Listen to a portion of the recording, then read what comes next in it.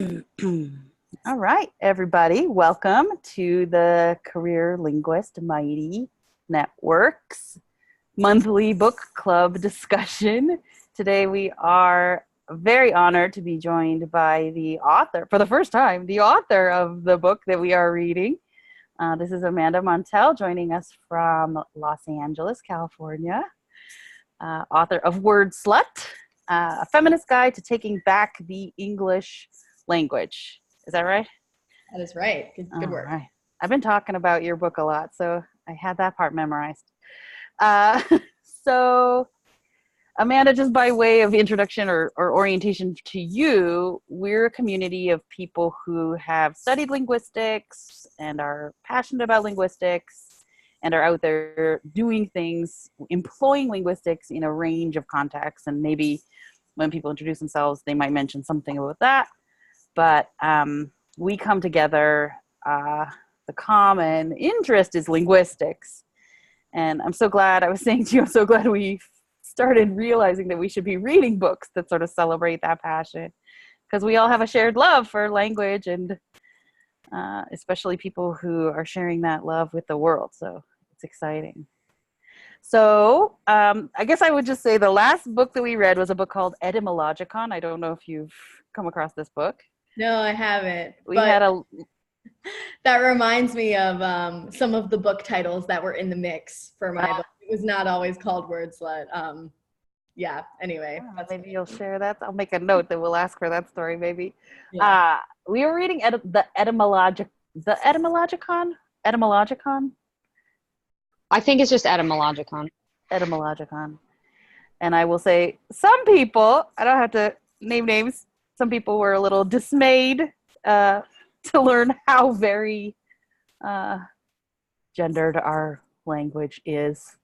And that person heard Amanda Montel on Vocal Fries and was like, oh my God, you guys can read Etymologicon. I'm going to start reading Wordslut. And now here we are. So I'll just introduce the group to Amanda. To say that she is from Baltimore, graduated from NYU, with a degree in linguistics. I did too. We forgot to compare notes there. She's now a freelance writer for Cosmopolitan, Glamour, Mary Claire, working currently on a Wordslut TV adaptation for FX, which I hope we get to hear about. Her favorite English word is nook. And favorite foreign word is tartle, which is the Scottish term for when you hesitate while introducing someone because you've forgotten their name. And I didn't tartle. I'm so pleased. Yes. So I thought we could all say hi to you, tell you who we are. And could we go around? Would that be all right? Folks can share their favorite word or something they loved about the book, or why I love linguistics. Kate, you're first in my deck. Will you start us off?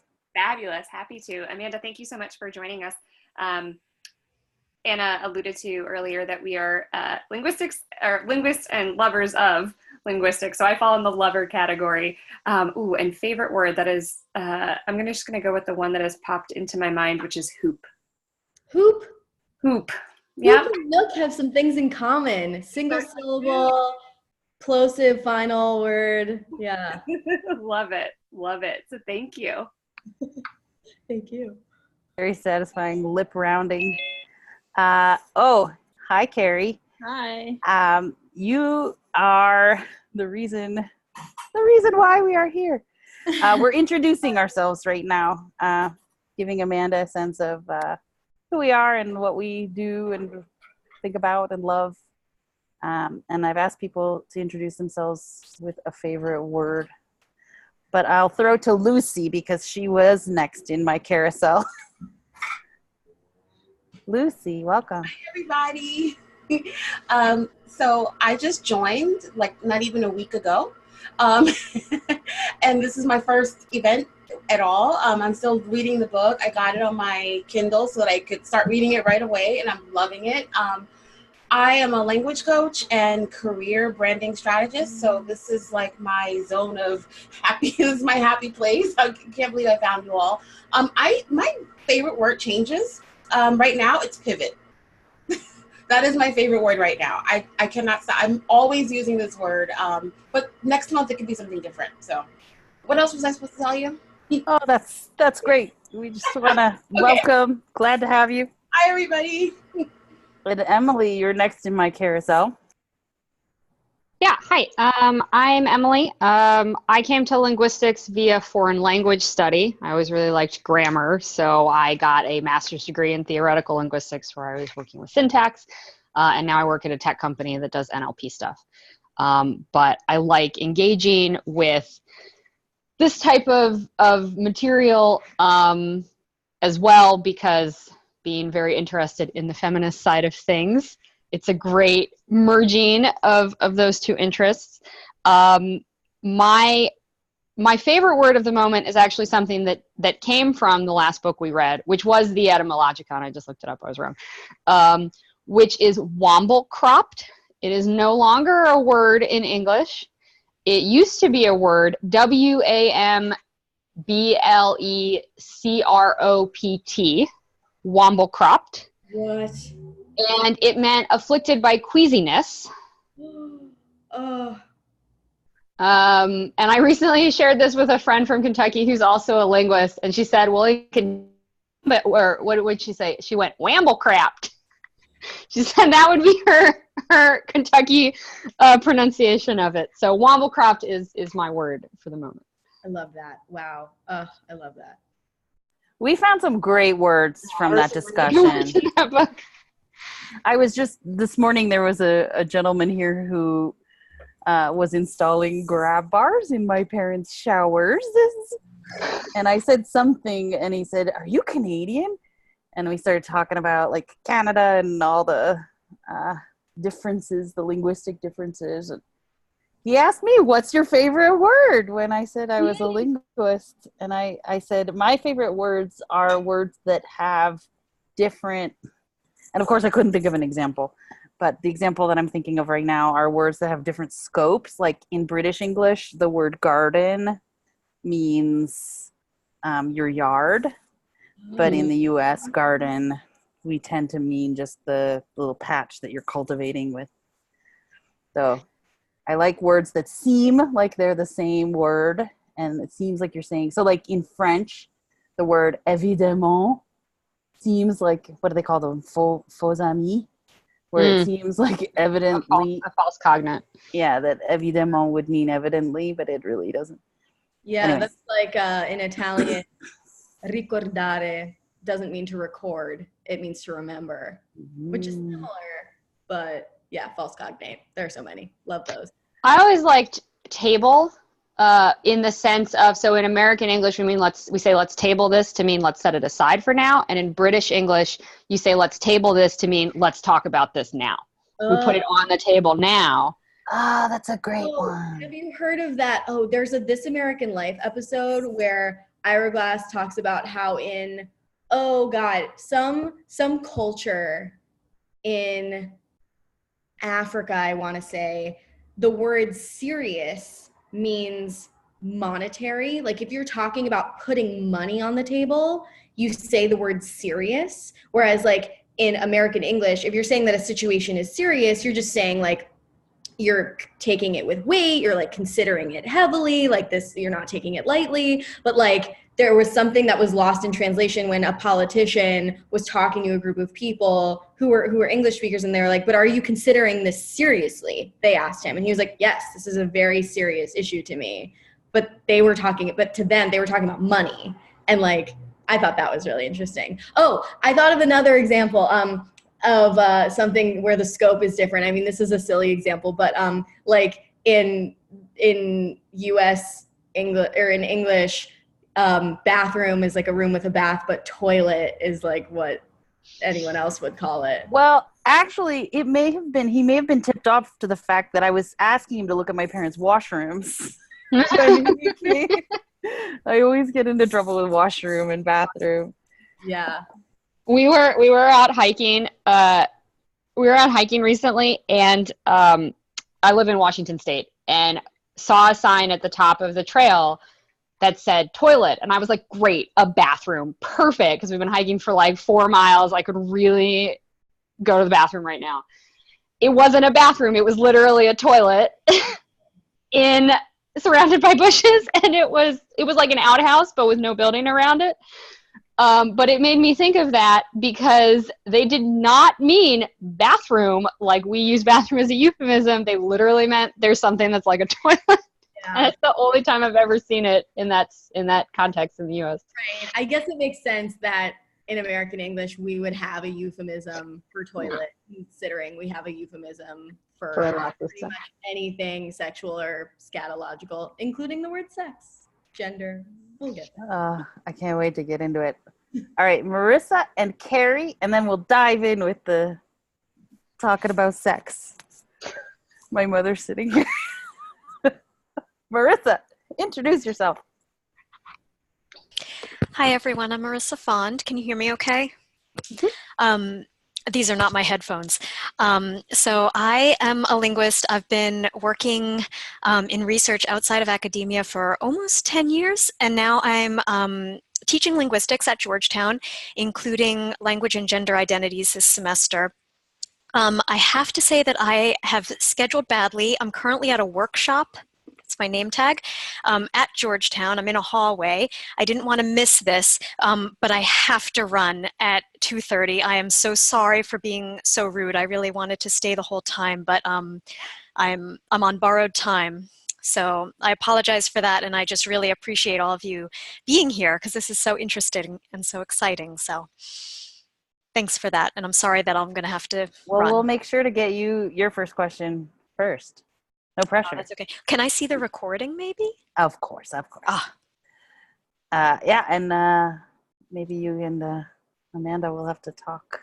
Yeah, we can offline anytime. Oh, great. I appreciate that. All right, Carrie. Hi, I'm Carrie Gillen. I'm a former theoretical linguist as well. From Canada originally, but living in the States.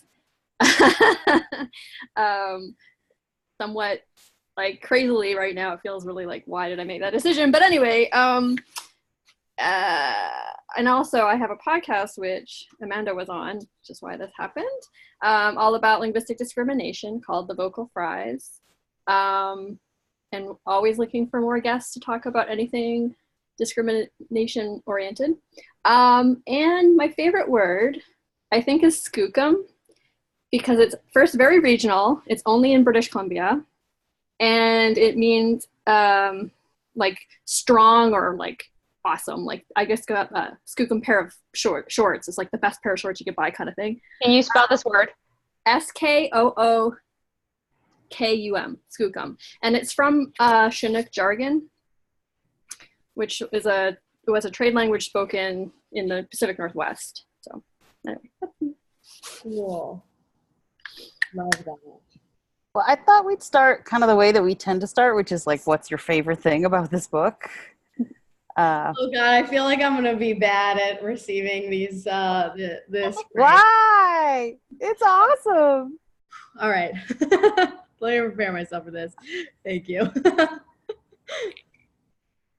I'll start. With my mother sitting next to me, I loved that this book made me realize I think I realized this, but I never, and yeah, I think it was because of the contrast to Etymologicon, where I learned how many words come from penis and scrotum and seminal. Like, there's a whole chapter in that book. Well, not even. It's the whole book is how everything is derived from male genitalia. It never occurred to me that all of our language for sex is from a male point of view. Penetration. And we talked about, actually, when we had the discussion about Etymologicon, I was talking about stuff from Amanda's, but I think I brought in that example. But I also really, really loved the example that you gave. I think it must have been in the first chapter. I'm also working on a book right now, and I know how great it is to have a great example in your first chapter that just sort of brings everybody into the way that this book is going to be. Yeah. And the example that you had in chapter 1 about how you could be on the train and talking to somebody who was sort of scolding you for using the word y'all. Yeah. And just that, such a great example. I told that story, that's a true story, obviously. And I told that y'all story in all of my like publisher meetings. And people responded well to it. So I figured like I have to throw it in the book somewhere. Well, it's just so great because it does that tone that you're talking about. You wanted to strike a tone that is playful and like it's inviting, and it's like, hey, let's think about this, right? Like this is something that we can talk about. Right. Like I've heard the phrase, instead of calling someone out for not knowing something, you're calling someone in to knowledge or education or information. So it's sort of like an invitation to think more about something instead of a scolding for not knowing it already. So I can share something. So for me, as Anna Marie said, we read, or in my case, tried to read Down Girl not too long ago. And I get what she's trying to do, and I think she has a powerful message, but it doesn't come across as a particularly readable book. You have to sort of already know what she's talking about and already be able to engage with the type of terminology and the arguments that she presents in order to be able to read that book. So I don't really see it as a book that changes minds. But for me, the thing that I am really enjoying about this book is that it is sharing knowledge, but in that sort of lighter way. So someone who doesn't know anything about linguistics or sociology or anything in the social sciences can pick up this book and read it and learn something. And I think that's the best way that we can change how we talk about these types of things, is to actually provide people who may not otherwise engage with the material a vehicle to do that, that's more engaging and accessible. Thank you. That means so much to me.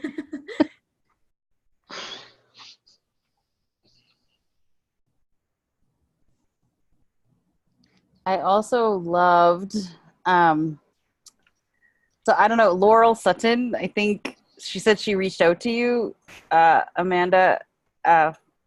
I was listening to this. I'm listening to this on audiobook. Uh-huh. So I was on a walk and I texted her from a trail, like in the northern, in the hills of Oakland. And I said, like, you are being, I can't remember the word that I used, but something about like lovingly engaged with. It just, the way you engage with it felt like a conversation with all of the linguists that you brought in. Like they felt like people in a way that not everybody achieves, I feel like. That makes me so happy that you say that, because in earlier drafts of this book, there was way more personal information about each of these linguists. Because one of my favorite writers, maybe my favorite writer, is Mary Roach, who has written books like Stiff and Gulp and Bonk and those like pop science books. And she does way more like firsthand research than I did for this book. I was mostly just like translating existing research like for a general audience. Mary Roach like goes and does her own firsthand interviews and like travels and things like that. But she paints like such a vivid picture of the experts that she's referencing in her books. And I enjoy that so much because it makes it just feel so much more alive. And I had way more details about each of these linguists, like trying to like glamorize them and make them like the superheroes of the book in earlier drafts. But my editors encouraged me to take it out just because like it didn't feel relevant. Like I was trying to communicate ideas, not like stories of these individual people. And that made me a little bit sad, but you mentioning that they felt like vibrant characters to you, or like they felt very present, like that makes me happy. Well, I mean, I secretly want to know. My first question was like, who did you? How do I say this? But like, who was great to talk with, and who was?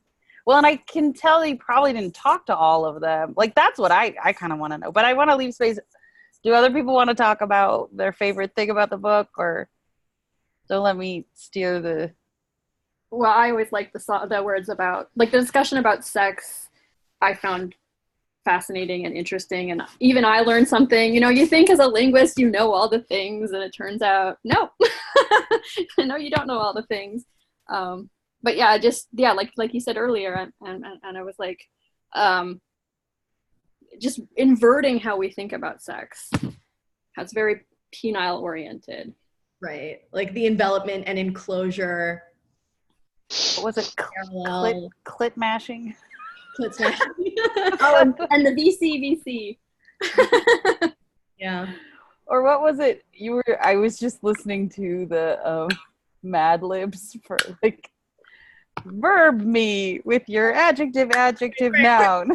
Oh my god, you cannot make that shit up. That is like really from the self. When I first read that, I just was like cracking up. Like verb me with your adjective noun. That's unreal. It's amazing. And I had talking about things that, like, as a linguist, how did I not know that Jesperson's book was terrible? Right. Did you, I guess we don't read it anymore. I never read it. I mean, I've read like little tiny bits of it because I needed to know the mass count stuff he talked about. That's it.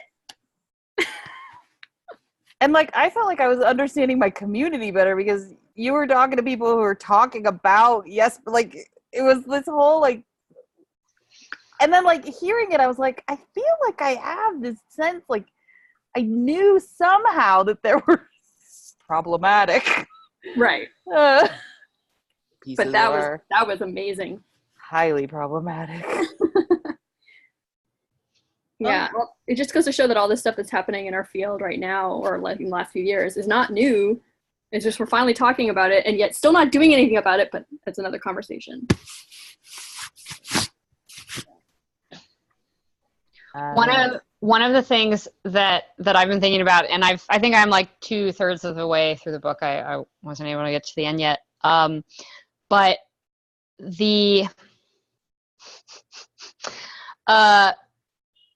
my husband has been talking to his mother recently about the Democratic field.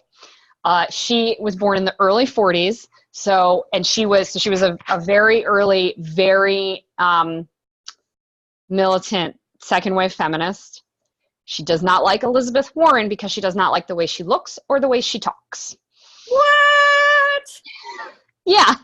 So I've been minding this book and thinking about that problem of women, even women who we would say like have the right creds, I guess, continuing to apply this type of linguistic judgment to a woman from her own generation. So this is not her looking at some younger woman and saying, oh, I hate the way that she talks about something. But it is so, the best we can come up with is that for her, the problems were things like getting a good job. And so all of this stuff is fluff for third wave and after, and not something she needs to be concerned with. But that's one of the things that I've been thinking about while I read this, and trying to use some of the things that you talk about to maybe convince her at Thanksgiving that even if she doesn't want to vote for Warren, that's totally fine. But she should make that decision based on policy and not because she doesn't like the way she talks. I mean, some of these standards are so deeply embedded over the decades that you don't even realize that, you know, it's just a form of objectification that is like misogynist and structurally fucked and all of that. Yeah. Well, and can you tell us about the writing process? I mean, that's so hard to talk about, the helping people see that they're like, they're Part of the problem. like a gut like it feels like a gut reaction to say like, well, I just don't like the sound of that person's voice. Right. was there a process of getting to the, I feel like you just lay it out so elegantly about just, it's signifying, and it's these levels of word meaning, sound, phonological meanings. I don't know. Am I making any sense? There is a question in there, I swear. So like, basically, I mean, I'm not a linguist. I'm in the linguistics lover category of you all. The press calls me a linguist. It makes me cringe. It's not true. I have no PhD. I don't have a master's degree. I'm very poorly decorated. So I basically like am fascinated by this information, but I'm not able to talk about it as you are though. But better than most of us. But I'm filtering it through like my lens and my voice, because yeah, right. Because that's all I know how to do, and I'm just like a person who writes for the internet and talks about these things casually in everyday conversation at bars, at dinner parties, with my friends, with my family. So like, basically, my whole process was, my old professor from NYU, my sex, gender, and language professor, Louise Ovasvari, she snail mailed me a thumb drive full of about 1,000 articles, like photocopied articles downloaded from the internet, that I could reference. And these are the materials that she's like given to her students as their assigned reading over the years. And I basically went chapter by chapter. I sort of loosely based the structure of this book on the syllabus of her class, because I figured like, if I, at the age of 19, fell in love with this material in that class, like that would probably work on other people too. Obviously, there was no section in her class about cursing or genitalia naming slang or any of those things, but I played with it, obviously. But that was kind of like where I started, because it worked on me. I figured it'd work on other people. So then I basically like went through chapter by chapter, category by category of these materials, like supplementing with my own research, supplementing with my own interviews that I was conducting with these linguists, which you're right, I did not talk to everyone that I quote in the book. I reached out to all of them, but some of them just didn't get back to me in a timely manner, whatever it was. And that was fine, because I had their research and like, I was just able to incorporate it in. So I basically it wasn't easy. It was very hard. I was second guessing myself constantly. But I basically like was able to zero in on the articles and on the material within those articles that would be interesting to a general audience, because like, I'm a general audience. Like, I don't have a PhD. Like, I'm not interested in the nitty gritty either. Well, sometimes I am, but like, I was able to like pretty quickly be like, okay, no, a general reader won't give a shit about that. And then basically just like highlight the most interesting bits, weave them together in a way that made sense. And there are entire chapters that were cut out of this book because I realized that they were too in the weeds, or they weren't really like, there was a whole chapter just basically on gender theory that I ended up cutting out because it didn't talk about language enough. The second chapter in the book, that like, what is a woman anyway chapter, or what does a woman mean anyway chapter, that has some parts of the gender theory chapter that I originally wrote in it. Like, that's probably like the most theory heavy chapter of the whole book. But like, there were definitely parts of this process where I was not laying things out elegantly at all. And like, I thought it was a mess, and I thought it was really all over the place. Like, That's what writing a book is like. Yeah. I mean, but like, there is so much information in here, and I like gallop through it.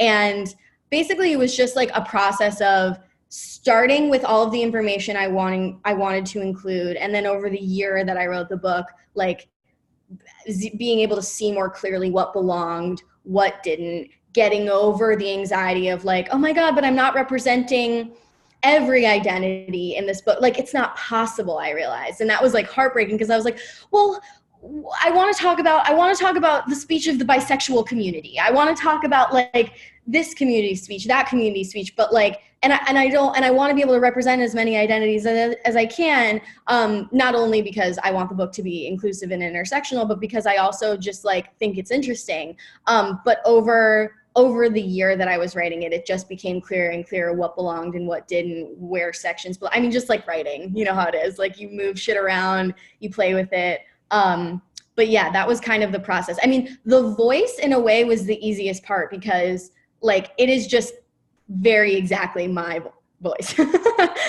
Like that's why when it came down to hiring someone to record the audiobook, I was like, we're not hiring an actor, like I'm doing it, like I want to do it. They actually made me audition to record my own audiobook because like they didn't want to pay me to record my own audiobook, and I was like, whatever, I'll do whatever it takes. And then my agent was like, no, you're paying her. So I had to like audition. That's a side story. But yeah, anyway, the voice, well, actually, I will say in the first draft of this book, there were way more like cheap jokes. But those were easy to cut.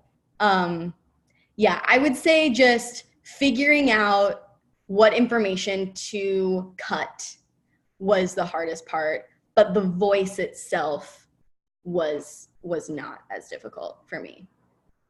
I don't know if that was even a question that you asked, but that's my TED Talk. That was great.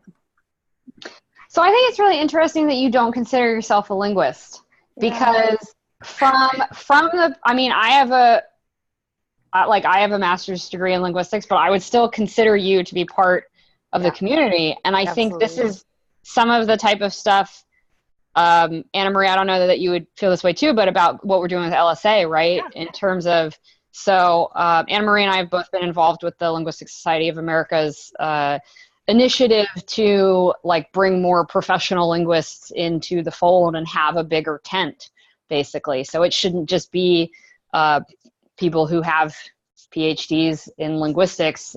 Like that's not the only community of linguists, and that shouldn't be the goal for everybody. And we can change the culture around that by being more inclusive towards people who have that background. I guess I should just own it. I mean, I come from a long line of PhDs, and so I feel like imposter syndrome symptoms. Welcome to the club. Yeah, everybody does. Yeah, like my parents and my grandparents like all have PhDs and probably imposter syndrome also. Yeah. Yeah. I mean, they also agree that like if I had a more advanced degree, and I think this is probably true, it might have been harder to write the book because it maybe would have been more like inside baseball or something like that. Actually, my mom is going through this right now. My mom is trying to write a popular science book about embryology. She's a developmental biologist, and she's finding it difficult to sell her book to a general publisher because they're all like, no, this needs to go to an academic press. Wow.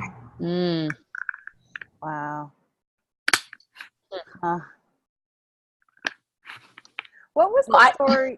Oh, go ahead. When we were just beginning and I said, let's flag that story. Maybe we can hear about that story later. The titles. Yes. Okay. So you'll enjoy this story, I hope. This book has gone through so many titles. What do you call a book about words, and what do you call a book about so much? It was very difficult. I originally pitched this book to publishers with the title, We Should All Be Linguists. But every publisher was like, we're going to have to change that because it felt alienating. It was like, first of all, in order to understand that title, you have to be familiar with the book, We Should All Be Linguists, or We Should All Be Feminists, and you have to know what a linguist is, and most people don't. And so, you don't want to make your potential reader feel stupid. And so they were like, no, that's not going to work. So then we went through hundreds of titles. Like I would just send my publisher like lists of hundreds of options, everything from like something more esoteric, like We Should All Be Linguists, to like punnier, cutesier options. The worst one I can think of that was on the table at one point was the portmanteau womanclature. No, bad. Like there were so many bad ones. Yeah, there was a point when they wanted the word like to be in the title. And I was just like, that doesn't represent the book either. Like, this book isn't cutesy. Like, I wanted the title to be elegant.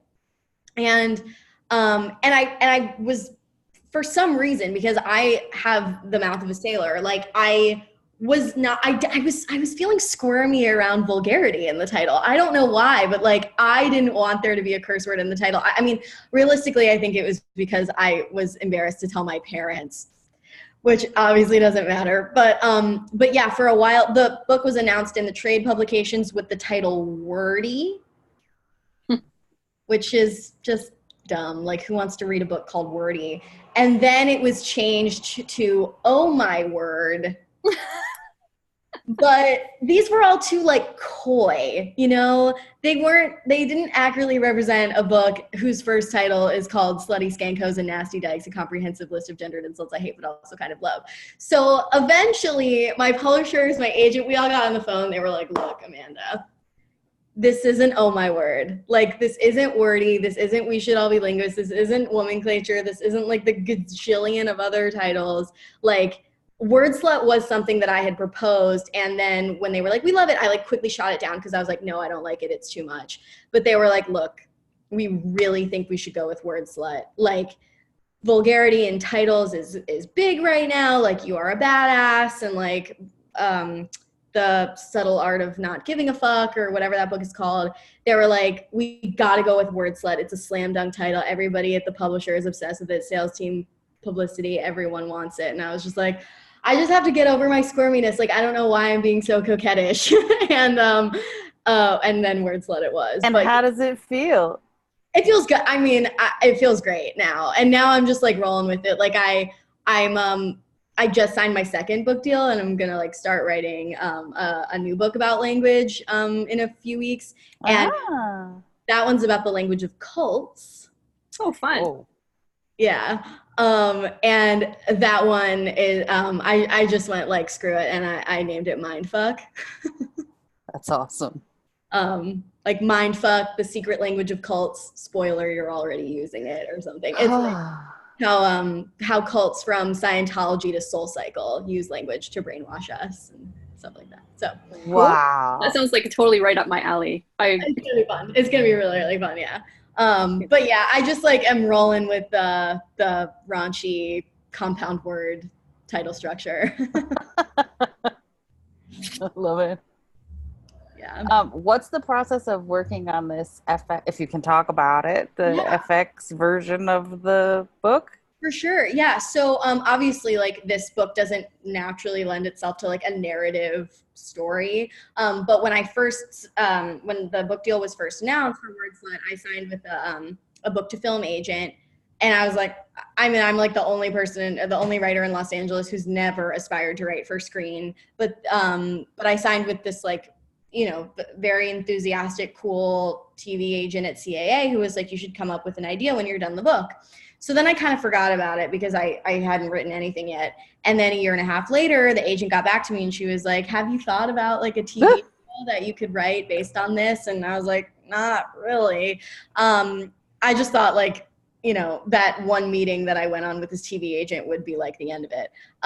But I sort of did come up with this narrative TV show idea about this young language genius who, you know, she's like a language savant. Like, we all know shows about geniuses like House and Psych and The Mentalist, but she's like a 20-something language savant who can, you know, learn languages incredibly quickly, speaks a lot of them, can, you know, hear things in people's speech that nobody else could and glean information from that. Like, she can clock someone's accent within 2 seconds, like that sort of thing. She just has like a freakish knowledge of like etymologies and slang and dialects, you know, sort of like this fantastical language genius who also is like a 20-something who like doesn't have her shit together. When we first meet her, she's wasting away working at like a TMZ-esque publication called Star Troll. She comes from a family of geniuses. She's arguably the smartest of them all, but she hasn't like found a way to put her specific genius to good use. She's also, she's a twin brother, and they're both adopted and mixed race. So they're the sort of, or she's someone who's been asked her whole life, what are you? We all know people like that who like look sort of hard to categorize, and people ask them, what are you? Which is like obviously fucked up, problematic question, but she's been asked that her whole life, not only because, you know, she's physically hard to categorize, but also like this language genius doesn't make sense to anyone. So she's kind of felt this sort of like rudderlessness her whole life.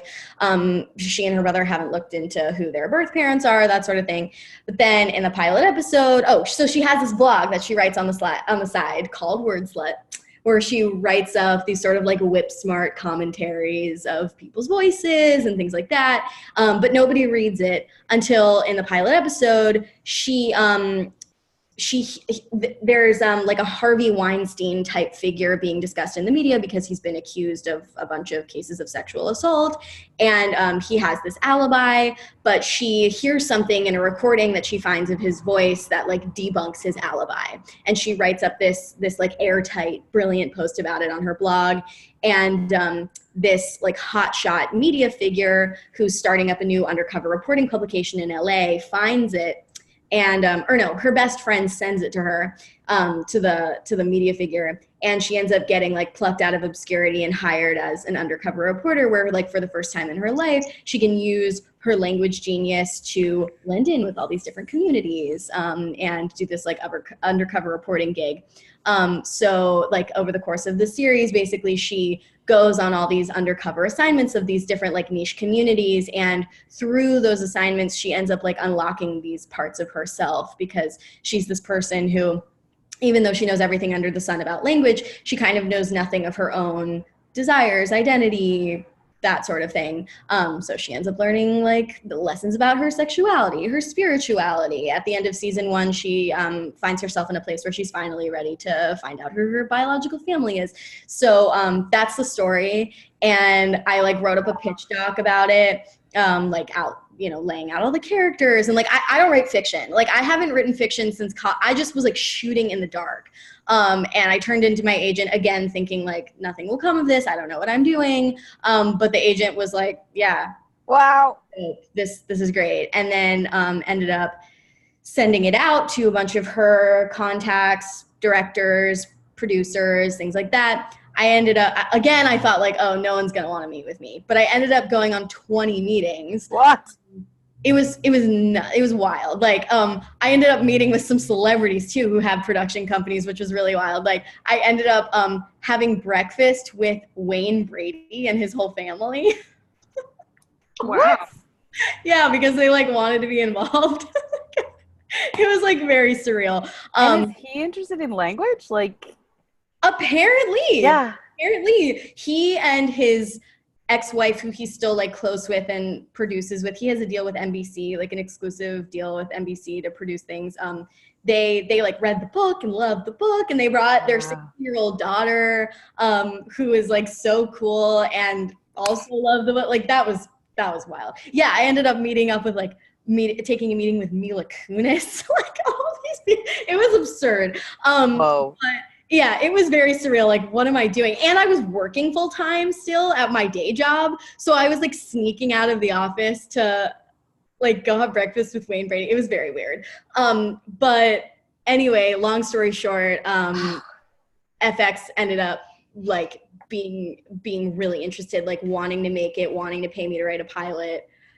It makes no sense to me, but yeah, like I like signed a deal with them Phenomenal. like 2 weeks ago. But I mean, it really feels like there's, I mean, and this is maybe this is the choir and I'm preaching, but like it really does feel like this is a moment. Like there is a shifting awareness about language and how it does things, and an awareness that we have problems in our culture.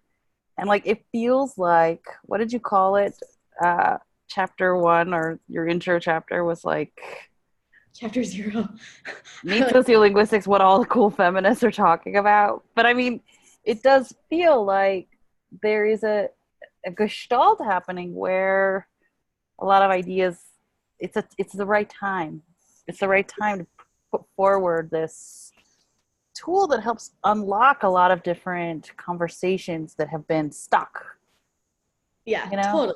Totally. Because everybody, this is the thing. It's like everybody wants to know why we talk the way we do. Like Right. everybody uses language and is interested in it. And so, yeah. Anyway, crazy times. Well, we have just 10 more minutes. So everybody. I just really hijacked that. Absolutely not. That was phenomenal. I have one more question, but I want to leave room for others too. But I want to know how on earth you found empathy for Trump. I've never, when you're talking about the pussy grabber comment. Yeah. I don't know that I have empathy for him. I literally was just noticing based on I basically like read a blog post that Deborah Cameron wrote about that undressing the reality of what that recording meant and what it indicated. And I just kind of like blew that up and like applied it to a larger scale. Like, this is fratriarchy, and this is what locker room banter really is. And this is like no different. This is the same as gossip for these reasons, but very importantly different from how most people, especially women, gossip for these reasons. And it really was not at all motivated by empathy, and really entirely motivated by calling this person a monster. You're really just like letting him off the hook. Right. Really, like, what he's doing is just kind of a slightly more disgusting version of what a lot of like straight and not dudes are doing behind closed doors all the time. And so like he's not just like a bad egg. He really is representative of a much, much larger problem. And so by calling it locker room banter, like, it's not excusing the problem, it's naming it. So I was just kind of like, you know, people, it's like a thought terminating cliche to be like, oh, that's just locker room banter. Right. Like, he's just a monster. He's just like boasting about sex or whatever. It's like, no, like, look carefully. That's actually not what he's doing. And I'm not saying like he's not a monster because I care about Trump. Like, I think he is a monster, but that's separate from what's going on in that interaction. I mean, it's related, but yeah, I just felt like that needed to be called out or called in. Nice. Yeah. Yeah, no, it's true. When we call people monsters, we like push them away. Like, we're not like that. Right. And that's not true. If That's a human does something, it's a human act. Right. You might not like it, but it's human. Yeah, and like he is making those comments because he grew up in this culture where making those comments is like encouraged. And you know, he's everybody's body belongs to him. Exactly. Which is like what I talk about in that catcalling chapter and whatever. I love the piropos chapter. Yeah. So that's just like it speaks to a much, much larger problem. And by writing him off as a monster, we're like not taking responsibility for it as a culture. And nothing changes. Right. Yeah. You know what it kind of reminds me of? Jean Carroll talking about him too, and like how he's not the only bad man that she had to deal with. It's just like this string of horrible events through her life. It's just a symptom. It's everywhere. Yeah. I mean, it's bad because he's running for president, but like there are a lot of people in the world who have what feels like presidential power over other women in everyday life. And we don't hear recordings of their voices, and we don't care about them because those people aren't affecting us, but like they do affect other people's real lives in very real ways every day. And so, yeah, by allowing them to separate themselves from Trump, they're let off the hook. And so, yeah, I wasn't like normalizing. I didn't intend to. No, not at all. I found it astonishingly. Well, yeah, because I spent a lot of time calling him a monster. So I think there was an example of something that but he like, is, and you're right that just calling him that doesn't get us anywhere. right. So I found it astonishingly, I don't know what my verb noun, astonishingly helpful, I guess, Yeah. to say no. You know, it's more complex than that. Yeah. More So, systemic, structural. right. Yeah. I mean, really like the, you know, we women and, you know, other genders that aren't like cis male or cis male passing don't really have access to those spaces, like the locker rooms, the buses of the world. And so it is definitely harder for us to be like, yo, bro, like that's fucked up. Like you can't say that. Like we, you know, it's harder for us to have that effect. But we can at least like talk about these things in a way that is more helpful, and hopefully like, you know, younger people, the next generation growing up hearing us talk about it in this way will come to understand it better. That's so you're right, we don't hear that kind of stuff, but we still hear stuff that's like locker room adjacent. Like so many times, especially men will call things rape that are clearly nothing to do with sexual assault, and we can call it out. I mean, sometimes it's not safe for us to do so, but when it is safe, we can call it out. So there are some times when we can. That's true. I guess I feel like it doesn't have exactly the same effect because it's like his bro, you know, but like a lot of bros don't do that for like the reason why I talk about in the book, because like that's them risking their power, that, you know, they're violates the bro code. Yeah. So it's tricky.